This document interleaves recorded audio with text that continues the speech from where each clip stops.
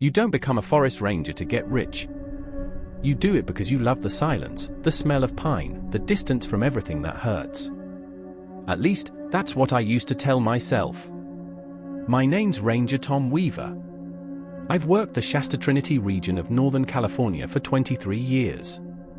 Most of my days were spent checking trails, marking trees for controlled burns, and sometimes hauling out dumb hikers who thought sandals were good enough for a 10-mile incline. But one week in October changed everything. It started with the screaming. 3 reports came in from campers at Bearclaw Ridge, remote spot, no cell service, barely any trails. All 3 parties said they heard a woman screaming in the woods just before midnight. They described it the same way, distant at first, then unbearably close. But no one saw anything. No signs of an animal. No footprints. No broken branches. I figured it was a mountain lion. People always forget how human their scream can sound. Still, I had to check it out. I hiked in solo that Friday. Sun was going down by the time I hit the ridge.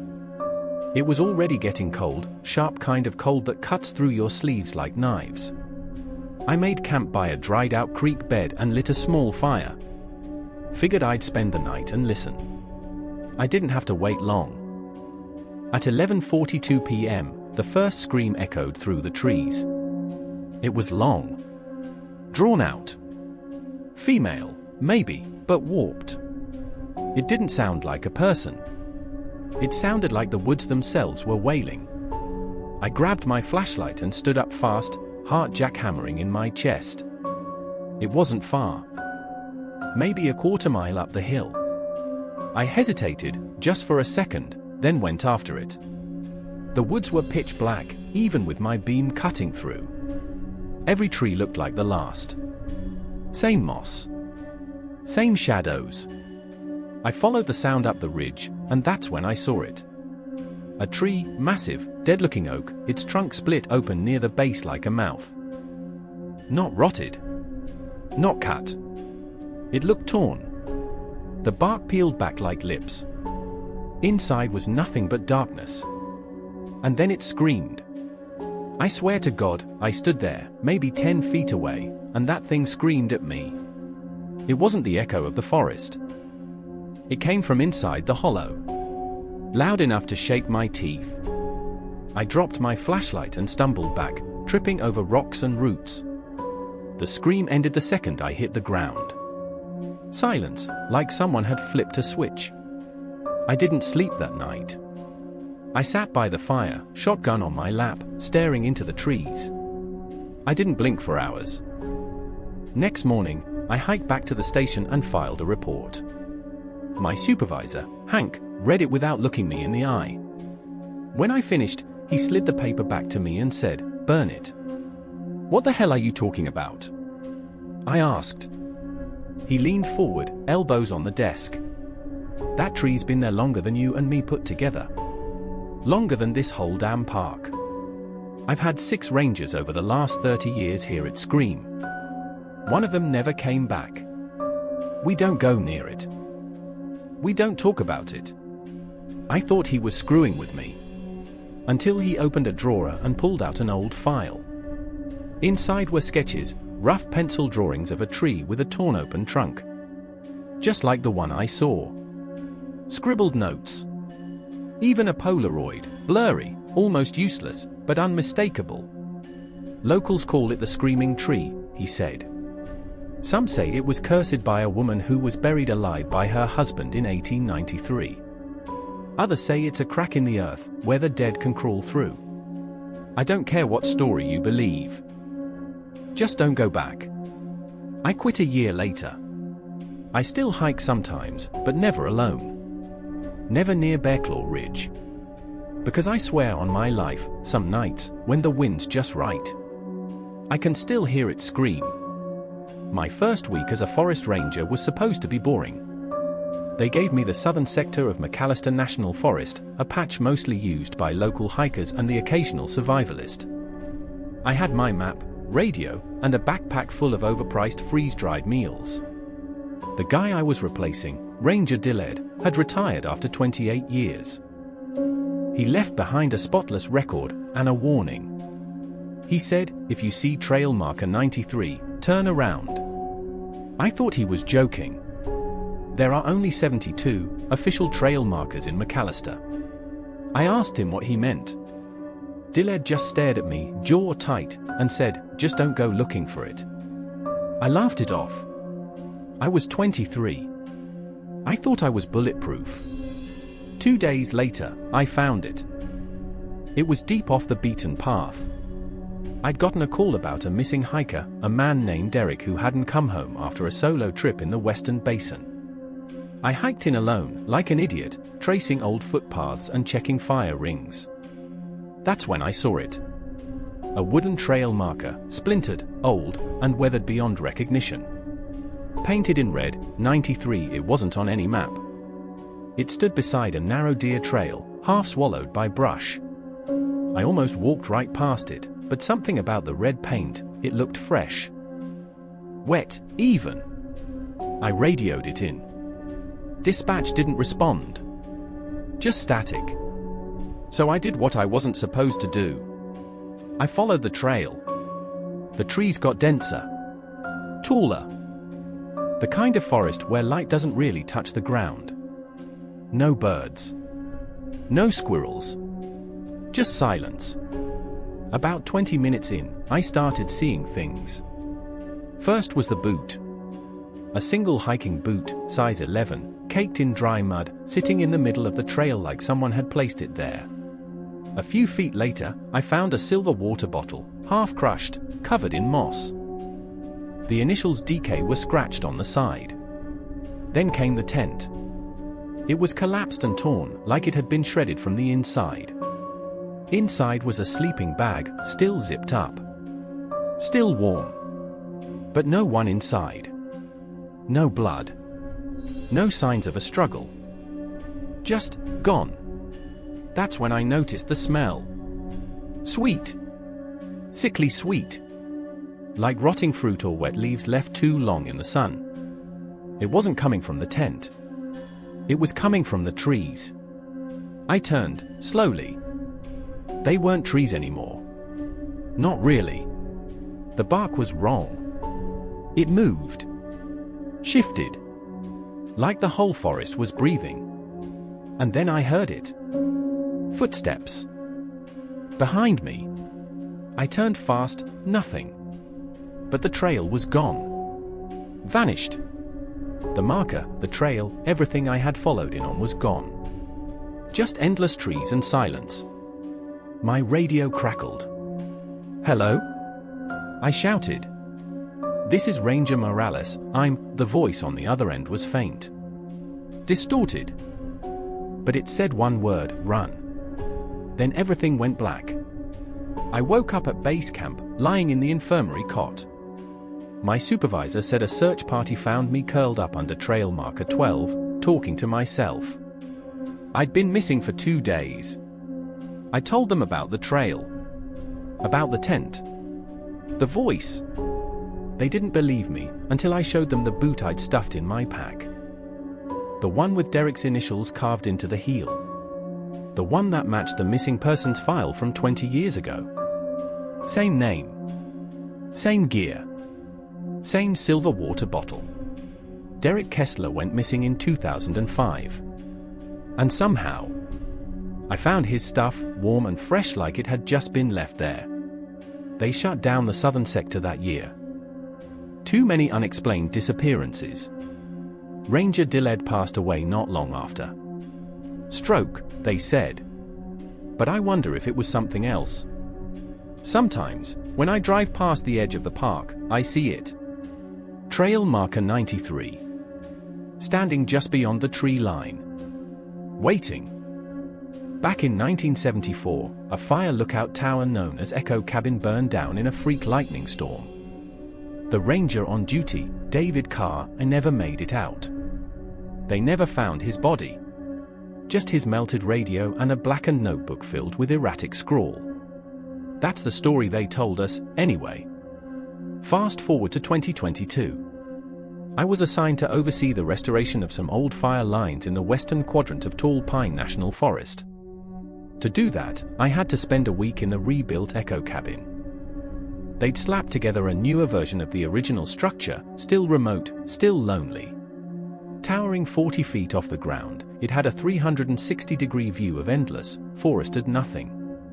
Honestly, I was kind of excited. I figured I'd get some peace, catch up on reading, maybe snap a few wildlife photos. But on my second night, the radio crackled to life.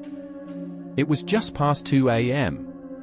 The forest was dead silent, save for the occasional owl call. I was half asleep in my bunk when I heard it. Static at first, then a slow, dragging voice. "This is Echo Cabin, to base. I need help." I sat up, confused. The radio wasn't even on. I turned the dial slowly, checking all channels. Nothing. I checked the battery. Dead. I chalked it up to sleep deprivation or maybe a dream. But then, the next night, it happened again. Same time. Same voice. Echo Cabin, to base. I never made it down, the voice was weak. Like it was fighting something. Dragging itself across decades just to be heard. I brought it up with headquarters the next day. My supervisor, Cheryl, brushed it off. "Probably old frequency feedback," she said. Tall Pine still got busted antennas from the 70s bouncing around signals. Don't worry about it. But the third night, the voice knew my name. "Ranger Eric, they won't find you," like they didn't find me. I stared at the radio, hands shaking. The air in the cabin felt heavy, like something invisible was leaning against my chest. I picked up the receiver. "Who is this?" No response. Just static and a faint knocking sound. Not on the radio. On the door. For slow knocks. I didn't move. I didn't breathe. The wind was still outside. Nothing could be up here. I opened the door with shaking hands. Nothing. But on the metal floor of the lookout, someone, or something, had carved a name with what looked like a knife. David Carr, Echo Cabin, 1974. I shut the door. Locked it. Sat in the corner with my flashlight on all night. The next morning, I checked the foundation. There were no stairs. No signs of climbing. No way for anyone to get up there without a ladder or harness. Still, I stayed. I needed proof. On the fifth night, the voice came back. Clearer this time. Panicked. "Don't let the sun come up. Don't let the forest wake. It lives in the light now." Then silence. I scanned the forest with my binoculars. That's when I saw them. Dozens of figures standing in the trees just beyond the clearing. Motionless. Shadowed. Watching the tower. I turned on every light in the cabin. I stayed up until sunrise, heart pounding like a drum. When daylight hit the glass, the figures vanished. All except one. A man. Standing at the base of the tower, head tilted up toward me. Wearing a ranger uniform from the 1970s. His face, burned. Melted. Eyes gone. He raised a hand, and vanished like smoke. I left the next day. They said I was unfit for remote duty after that. Gave me desk work for 6 months. That was fine by me. But here's the part no one can explain. After I returned, I received a sealed envelope in my mailbox. No return address. Inside was a page from an old Forest Service log, dated July 1974. David Carr attempted to report anomaly in fire line Delta 6. Radio failed. Final words transcribed by base: "Don't let the forest wake." Declared missing, presumed dead. Same sentence. Same warning. I don't think the forest ever forgot him. And I think it's trying to remember me now. Search and rescue work is brutal. You learn quickly that not every missing person wants to be found. And worse, some never should be. 3 years ago, I was part of a 5-person SR team assigned to locate an 8-year-old girl who vanished from a family campsite in the older deep wilderness. The area was strange.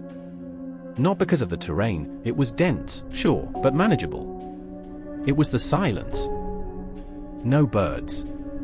No insects. Just wind, and the occasional rustle that didn't sound quite right. The girl, Ivy, had disappeared from her tent sometime between midnight and 3 a.m. No signs of forced entry, no tracks. But her parents swore they heard her talking to someone in the woods before she vanished. Laughing, even. We launched at dawn. I was teamed with 2 other rangers, Juno and Carter, and 2 volunteer EMTs. We fanned out from the campsite in overlapping spirals, calling her name. By 4 p.m., I spotted something off. A perfectly straight line of sticks laid across the forest floor. Not fallen randomly, placed. Like a border. I radioed it in. Juno came over, crouched beside it, and said, "Ever seen anything like this?" I hadn't. Carter pointed ahead. "There's more." And there were. Dozens of lines. Some sticks. Some stones. Some made of feathers, hair, or worse.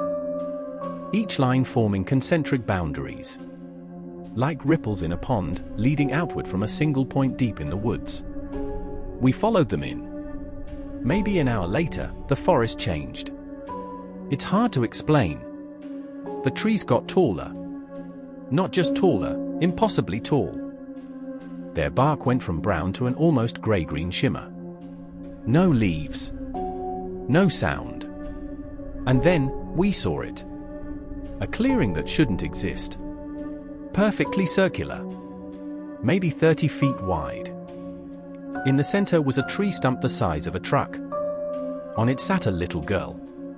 Ivy. She was smiling. But not like a child who's been found. Like someone who knew we were coming. Carter ran forward. I screamed for him to stop, but it was too late. The moment his boot crossed into the clearing, the sound died. The wind stopped. The air thickened. And Ivy, she tilted her head and said, "You shouldn't be here." Her voice didn't match her size. It was deep. Hollow. Ancient. She stood slowly, lifting her arms. Behind her, the trees moved. Not swayed, moved. Unfolded. Like limbs stretching after a long sleep. And then, we saw them. Dozens, no, hundreds, of eyes blinking open on the trunks. Mouths yawning where knots used to be. Whispers on the wind. Carter turned and ran. He didn't make it far. Something pulled him back into the ground like a snare trap. Gone in seconds. Juno and I didn't speak. We just ran. Branches clawed at our arms. The air burned cold. The boundary lines we'd passed were gone. Rearranged. The forest was changing around us. Somehow, we found our way back to camp. Or, what looked like our camp. Same tents. Same vehicles. But empty. Covered in a thin layer of dust, like they'd been sitting for years. The radios were dead. We climbed the nearest ridge, trying to get a signal. What we saw chilled us to the bone. Beyond the forest? Nothing. No towns. No roads. Just more trees, stretching endlessly into a pale grey sky. We camped for the night. Took turns keeping watch. At dawn, Juno was gone. No blood. No drag marks. Just her boots, neatly placed outside the tent. I was alone. I walked for hours. Days, maybe. The sun never moved. My watch stopped working. My GPS spun in circles. Then, one day, I found a trail marker. Rusty. Broken. Covered in moss. But clear enough to read. Marker 1. I followed it. More markers appeared. 2, 3, 4, each one closer to what I remembered as real. And finally, I emerged, out of the forest, onto a road near the ranger station. I staggered in, half-starved, clothes shredded, eyes sunburned. They said I'd been missing for 6 hours. Carter and Juno were never found. Ivy was declared dead 2 weeks later. But I know the truth. She didn't go missing. She led us there. She was the lure. The bait. And beyond the mapped forest, beyond the safe trails and visitor signs, there's a place that isn't on any chart. A place where the forest isn't just alive. It watches. It waits. And it never lets you leave the same.